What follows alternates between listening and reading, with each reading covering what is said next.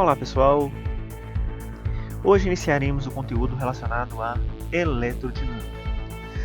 Só para nós compreendermos o significado da palavra eletrodinâmica, estamos falando do comportamento das cargas elétricas em movimento. Nos capítulos anteriores falamos da carga elétrica em repouso, por isso eletrostática. E agora trabalharemos com o movimento das cargas elétricas, um movimento ordenado das cargas elétricas. Tá certo?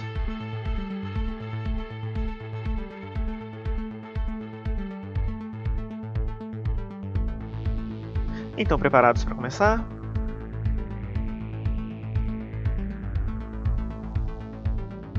Perfeito, vamos nessa.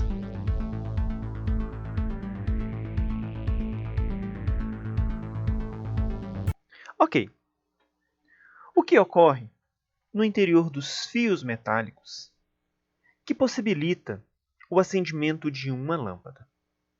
Observem que vocês chegam em casa à noite. O primeiro objeto que vocês procuram é o acendedor de luz, o interruptor elétrico. Quando vocês clicam no interruptor elétrico, automaticamente a luz acende. O que ocorre? Como isso é possível? Bem, para nós podermos entender, eu trago aqui dois exemplos. Vejam só.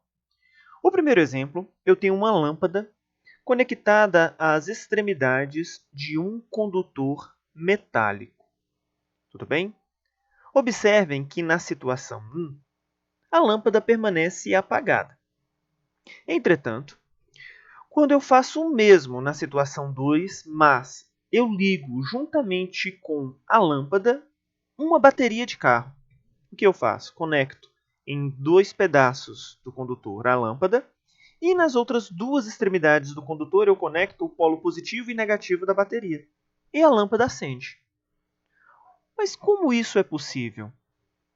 Pessoal, a resposta para esta pergunta nós encontramos na estrutura da matéria.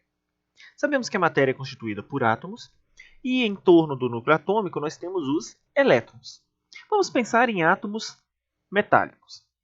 Bom, eu tenho dois átomos metálicos estabelecendo uma ligação metálica. Uma das características da ligação metálica é a existência de elétrons livres se movimentando em torno da ligação. Tranquilo? Bom, isso ocorre porque os elétrons da última camada de valência desses átomos estão o quê? Mais fracamente ligados ao núcleo atômico. Tá certo? Bem, agora vamos lá. Se eu amplio, no caso, um pedacinho, uma secção transversal no meu primeiro exemplo, eu consigo observar o que ocorre ali. Esses elétrons livres estão num movimento aleatório, desordenado, em razão da agitação térmica, em razão da energia térmica que esses elétrons possuem. Tudo bem? Ou seja, eu posso afirmar que não há um movimento líquido dessas partículas no interior do condutor. Posso dizer, então, que o condutor se encontra em equilíbrio eletrostático. O que nós aprendemos sobre o equilíbrio eletrostático? O campo elétrico no interior é nulo, né? O campo elétrico resultante no interior do condutor é nulo.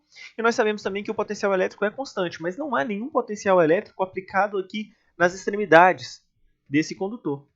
Então, nas condições normais, podemos considerar que o campo elétrico é nulo. Os elétrons movem-se aleatoriamente no interior do condutor em razão da energia térmica que eles possuem. Agora vamos à situação 2. Quando eu aplico uma diferença de potencial, eu estabeleço no condutor um campo elétrico. E esse campo elétrico acaba por orientar os elétrons livres do condutor.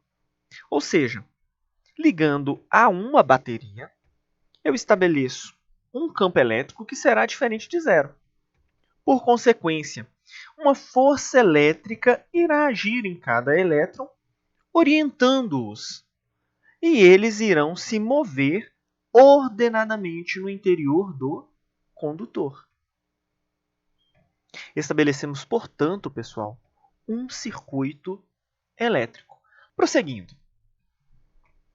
A corrente elétrica, então, pode ser descrita como o movimento ordenado de elétrons livres no interior do condutor. Mas esse movimento, pessoal, ele ocorre simultaneamente, ou seja, todos os elétrons livres movem-se ao mesmo tempo. Não confundam, por favor, essa rapidez com a velocidade média de locomoção dos elétrons livres no interior do condutor, pois essa velocidade média é baixa. Eu vou trazer para vocês uma figura que está no livro texto do Kazuhito e Fuki, que vocês usam no ensino médio. E eu vou mostrar para vocês aqui uma situação que vai representar isso. Observem, eu tenho uma mangueirinha transparente e ela está cheia de esferas pequenas. Observem que o usuário ele vai empurrar uma esfera para dentro da mangueira, mas a mangueira está lotada de esferas. Na hora que ele empurrar uma mangueira, necessariamente para que essa que foi empurrada entre, uma deverá sair. Observem que a que entrou, ela andou apenas uma posição. Entretanto, o efeito ele se propagou praticamente de forma instantânea, empurrando a última esfera para sair. Ou seja, o movimento dos elétrons no condutor, o deslocamento dos elétrons é pequeno. A velocidade média desses elétrons é baixa. Entretanto, o efeito desse movimento é muito rápido. E esse efeito é a corrente elétrica, estabelecida pelo movimento ordenado de elétrons livres no interior do condutor. Tudo bem? Prosseguindo. Mas como nós calculamos essa intensidade de corrente elétrica? Bem, a corrente elétrica será medida pela quantidade de portadores de carga elétrica que percorrem uma seção reta de um condutor num intervalo de tempo. Então, eu posso dizer que a intensidade de corrente I é igual à quantidade de carga em módulo dividido pelo tempo necessário para que essa quantidade atravesse a seção reta desse condutor. Perfeito? Bom, nós temos que lembrar que, lá no início do estudo da carga elétrica, nós vimos que a carga pode ser quantizada. Então, a quantidade de carga pode ser definida pelo número de elétrons vezes o valor da carga elementar. Tudo bem? No sistema internacional, pessoal, a intensidade de corrente elétrica equivale a coulomb por segundo, que é o ampere. 1 coulomb por segundo é 1 ampere. Olha que legal! Mas então, qual é o sentido da corrente elétrica? Bem, pessoal, existem dois sentidos. Um convencionado pelos físicos e um que de fato representa o movimento dos elétrons no interior do condutor. O que foi convencionado, sugestivamente ficou conhecido como sentido convencional. E ele considera a corrente elétrica como um movimento de portadores de carga positiva no interior do condutor. E esses portadores de carga positiva movem-se do polo positivo da bateria, da pilha, do gerador, para o polo negativo. Ele é contrário ao sentido real da corrente, que é o movimento de elétrons. Observe a figura. Ao ligarmos a bateria, estabelecemos um campo elétrico no condutor. E esse campo elétrico tem o sentido do positivo para o negativo. Como consideramos o movimento de portadores de carga positivo para a corrente no sentido convencional, nós sabemos que cargas positivas, quando imersas em um campo elétrico, sofrem a ação de uma força elétrica no sentido do campo elétrico. Então, a corrente convencional tem o mesmo sentido do campo elétrico estabelecido. Bom, o sentido real da corrente é o sentido do movimento dos elétrons do polo negativo para o polo positivo. É um sentido contrário ao campo elétrico estabelecido entre os terminais do circuito elétrico. Observe a figura.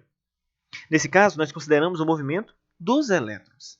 E nós vimos nas aulas de campo elétrico que uma carga elétrica negativa, quando imersa em um campo elétrico, sofre a ação de uma força elétrica em sentido oposto ao do campo. Ou seja, o elétron vai se mover em sentido oposto ao campo elétrico estabelecido. O campo elétrico está orientado do positivo para o negativo da bateria, mas a força elétrica vai estar em sentido oposto a esse campo, movendo os elétrons em um sentido oposto. Esse é o sentido real. Adianto para vocês que todos os problemas que faremos, todas as abordagens que vocês vão encontrar em vestibular, no Enem, enfim, em problemas de física do ensino médio, elas trazem uma consideração do sentido convencional da corrente. Tudo bem? Então, qual é o mais usual? Sentido convencional. Perfeito? Vamos prosseguindo. Tipos de corrente elétrica. existem dois tipos. O mais antigo é a corrente contínua. Nós encontramos esse tipo de corrente quando nós ligamos ao circuito elétrico uma pilha, uma bateria de carro. Na saída do carregador do seu celular, eu tenho ali corrente contínua. E o que caracteriza a corrente contínua? A corrente elétrica, ela sempre irá percorrer o circuito em um único sentido. E isso ocorre por quê? Porque o campo elétrico permanece o quê? Constante, sempre no mesmo sentido. Por isso a corrente elétrica jamais muda o seu sentido. Tá? Podemos afirmar também que a intensidade da corrente elétrica não altera no tempo. Dessa forma, o gráfico da corrente contínua será caracterizado pelo gráfico de uma função constante. Já a corrente alternada, pessoal, o campo elétrico ele muda constantemente de sentido. Por essa razão, a intensidade da corrente elétrica também sofre alteração. O sentido da corrente muda e a intensidade vai mudar. Tá? Nós observamos isso pelo gráfico. A representação gráfica é uma senoide e essa senoide ela apresenta uma frequência, no Brasil, de 60 Hz, ou seja, a variação senoidal da corrente elétrica alternada gerada aqui no nosso país é de 60 Hz, ou seja, 60 ciclos por segundo. Como é que eu determino essa frequência? Pela rotação do gerador na usina. Perfeito? Professor, qual a vantagem entre corrente contínua e corrente alternada? Pessoal, foi a corrente alternada que permitiu a transmissão de energia elétrica a longas distâncias. Por qual razão? Em razão da indução eletromagnética, nós podemos transformar a tensão elétrica. E pelas relações de potência, se nós elevarmos a tensão elétrica, nós diminuímos a intensidade de corrente. Diminuindo a intensidade de corrente, nós diminuímos a perda de energia por aquecimento desses condutores. Então será muito mais fácil chegar ao destino, com uma quantidade de energia elétrica suficiente para alimentar uma cidade. Tudo bem? Então a corrente elétrica alternada tem a vantagem de permitir que nós usemos os princípios da indução eletromagnética. É possível nós transformarmos a tensão elétrica em valores maiores e menores. E é possível fazer distribuição dessa energia a longas distâncias, diminuindo as perdas por aquecimento. Tudo bem? Ótimo. Mas como eu falei dos gráficos da corrente elétrica, dos tipos de corrente, nós podemos, então, estabelecer aqui uma regrinha. O gráfico I por T nos permite determinar o módulo da quantidade de carga elétrica que atravessou a secção reta do condutor no intervalo de tempo. Bom, eu tenho três tipos de gráfico aqui. A área sob a curva de cada um dos gráficos me dá aproximadamente a quantidade de carga. No gráfico da esquerda, eu tenho um retângulo, então eu vou trabalhar com a base vezes a altura. No do meio, eu tenho um triângulo, base vezes a altura dividido por 2. E o da direita, eu tenho um trapézio. Como eu calculo o trapézio? Base maior, acompanhe o mouse, base maior mais a base menor vezes a altura dividido por 2. Perfeito? É isso aí, pessoal. Chegamos ao final de mais uma aula. Obrigado pela presença. Espero que estudem bastante. E até a próxima!